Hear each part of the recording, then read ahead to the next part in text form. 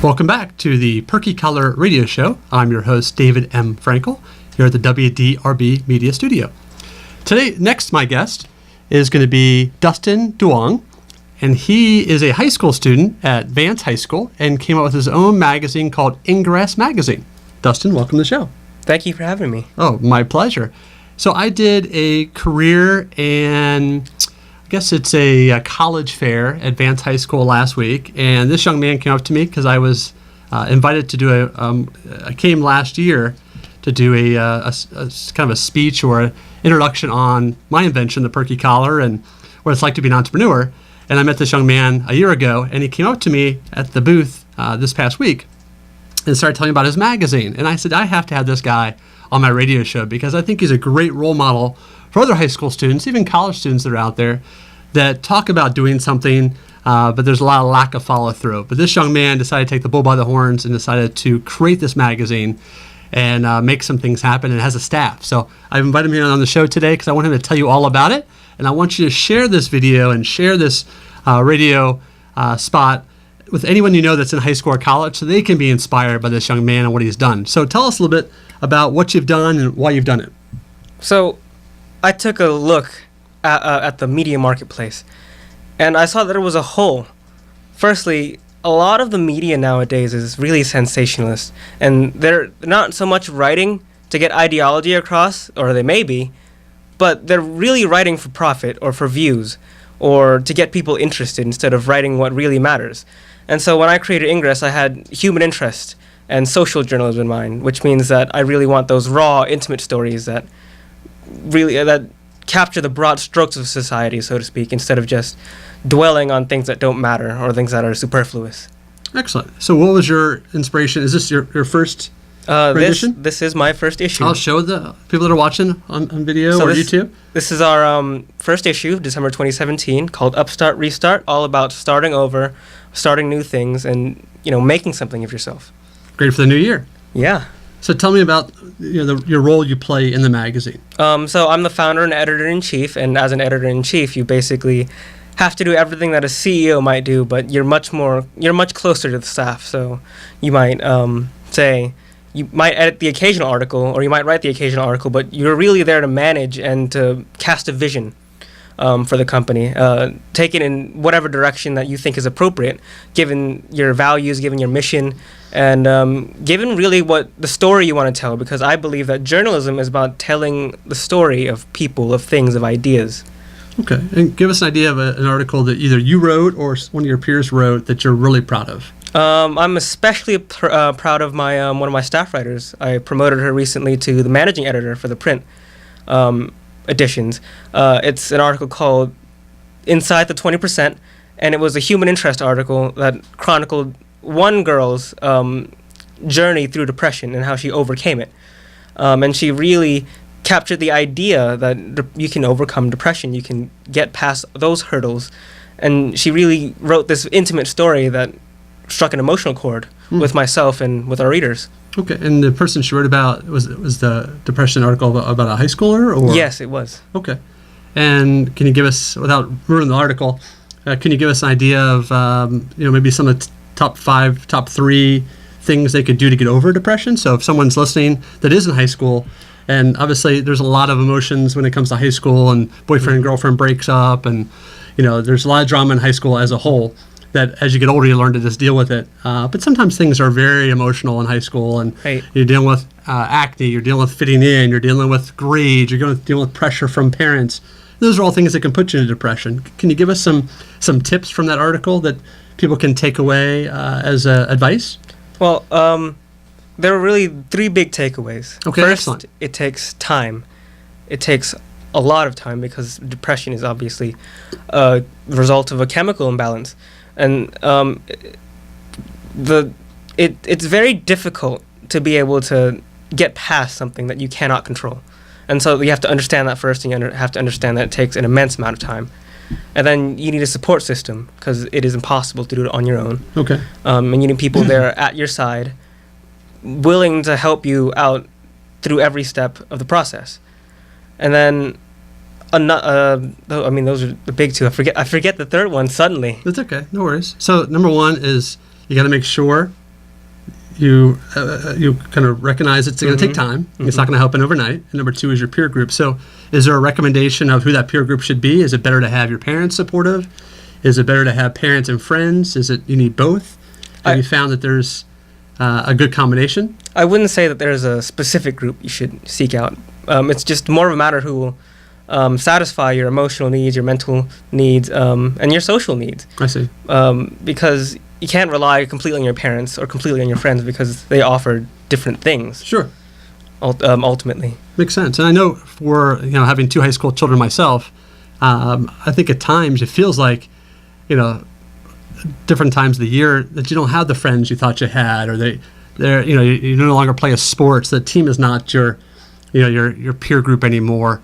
Is that part of the depression? Is when in this article did you find that some of the depression comes from, maybe kind of a low point in which they thought they had a lot more friends than they did, or they went to an event, or something happened at school that suddenly made them feel like they were isolated? And right now, with all the school shootings you're dealing with throughout the country, I think most of those people that are committing these acts are depressed. They're on antidepressants.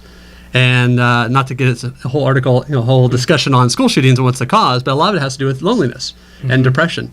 Was there any talk in the magazine about school shootings or depression, or how they're all closely tied together? Not on this issue. Okay.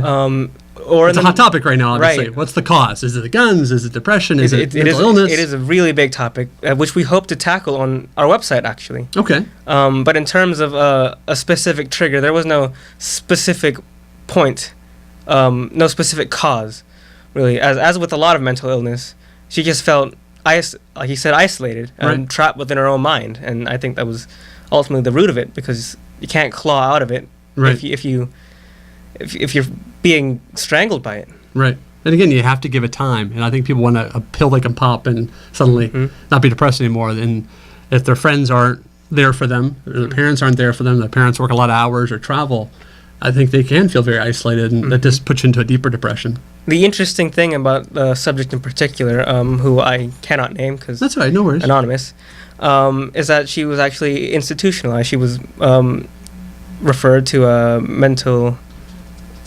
institution, for lack of a better word, and it's there that she faced a lot of inner conflict, because though that's not the environment that's conducive to having that support system, or even in some cases remedying the cause of that issue, even if there is no specific cause, because it's uncomfortable, it's unfamiliar, it's a foreign environment. But her one of her teachers would visit her occasionally, or frequently actually, and then they would talk, and that support, while she was in that dark place, was ultimately what helped her get out of it. That's excellent. And you never know where that support comes from. And I think a lot of times, if you're going through depression, you don't know where it's going to come from. But when it does come through, that's how you know. I see things on Facebook all the time. It's, a friend is not when you're on a high. You know who your friends are when you're on a low. And those people that come through for you and are supportive and help you out. And obviously, this teacher became the support system for her that she was looking for to get her out of that depression, which is fantastic. And obviously, this day and age, it's easy to get pushed into that level. And I know. I have athletes in my household, and concussions a lot of times can cause depressions as well. And a lot of parents, they just keep working and don't think about it. And how are your grades? And they seem okay socially. And are there any warning signs that the article talks about that you can, if you're watching this video or listening on the radio, are there any warning signs that you discovered in your research that parents can look for to know that, hey, my kid may be suffering from borderline depression, I should take them to a doctor, or I should, sit down with them, or have them evaluated, just so it doesn't get all the way to a depression? Well, none that are explicitly stated, because instead of taking a really objective take on it, a really informative take, we decided to, again, pursue that intimate personal story. We wanted to cover the person itself, person themselves, rather, instead of the illness. Gotcha. Because it's about people. Right. Mental illness is about people, and I think a lot of the time we forget that. We treat it as statistics, which is where the title of the article comes from, inside the 20%, because 20% of teenagers have a diagnosable mental illness, and to turn that into a number dehumanizes them, which is one of the issues that I want to address with my brand of journalism. Excellent. No, and the fact that it's 20% seems like a high number, but it's reality.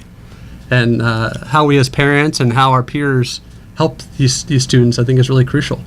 And if you don't address it in high school and they go off to college, it could be a bigger problem at that point, because then you're not around them as much, and more stress. The more pressure. And as parents, a lot of times we put a lot of pressure on our kids, which can push them even further into depression. So tell us a little bit. We have a couple minutes left.